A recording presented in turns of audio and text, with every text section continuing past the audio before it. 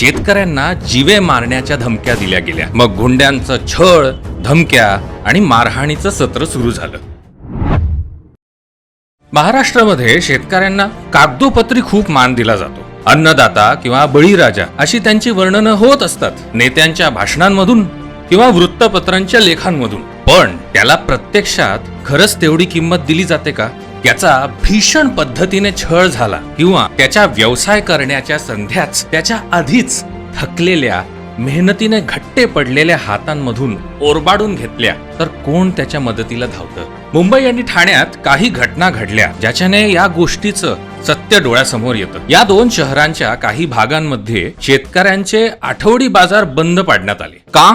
तर त्या बाजाराला प्रचंड प्रतिसाद मिळाल्यामुळे अवतीभवतीच्या परप्रांतीय आणि अनधिकृत फेरीवाल्यांना पोटदुखी सुरू झाली, कारण त्या बाजारामुळे त्यांचा धंदा कमी झाला। तर या फेरीवाल्यांनी या भूमीवर हक्क आधी बाहेरच्यांचाच आहे या गोष्टीची आठवण करून द्यायला त्यांच्या गटाराच्या पाण्यात धुतलेल्या भाज्या विकून जो काळा पैसा जमवला होता त्या पैशातून काही गुंड्यांना सुपारी दिली। हे फुटपाथ व्यापणारे मासाचे पोते म्हणाले असतील त्या गुंड्यांना की या जागी मराठी माणूस फारच पैसे कमवायला लागलाय, ते पण इमानदार आणि कायदेशीर पद्धतीने। यांच्याशी तर आपण कधीच स्पर्धा करू नाही शकणार, म्हणून तुम्ही जाऊन त्यांची दुकानं बंद पाडा। मग गुंड्यांचं छळ, धमक्या आणि मारहाणीचं सत्र सुरू झालं। शेतकऱ्यांना जीवे मारण्याच्या धमक्या दिल्या गेल्या, दुकानं तोडली गेली। टिटवाळ्याला एका गुंड्याने बाजारात दारू पिऊन राडा केला आणि एका तरुण शेतकऱ्याला बेदम मारलं। आणि अशा वातावरणामुळे आठवडी बाजार ठेवणंच बंद झालं।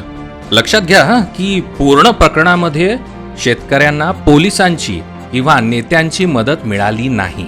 जी लोक समाजाचं भलं करून दाखवण्याच्या शपथा घेतात तेच विकले गेले आहेत। महाराष्ट्र सरकारने धोरणं सुरू केलेली आहेत शेतकऱ्यांना जागा उपलब्ध करून द्यायला, आठवडी बाजार बसवायला, पण शेतकऱ्यांच्या वरवर केलेल्या स्तुतीसारखंच हे धोरण पण कागदावरच राहिलं। या पूर्ण प्रकरणातली सर्वात दुःखदायक गोष्ट म्हणजे इथे हे सरळ सरळ दिसतं की सामान्य मराठी माणूस किती पिचलेला आहे, किती दुर्बळ झाला आहे। हे सगळे आठवडी बाजार शेतकऱ्यांनी भरलेले असतात।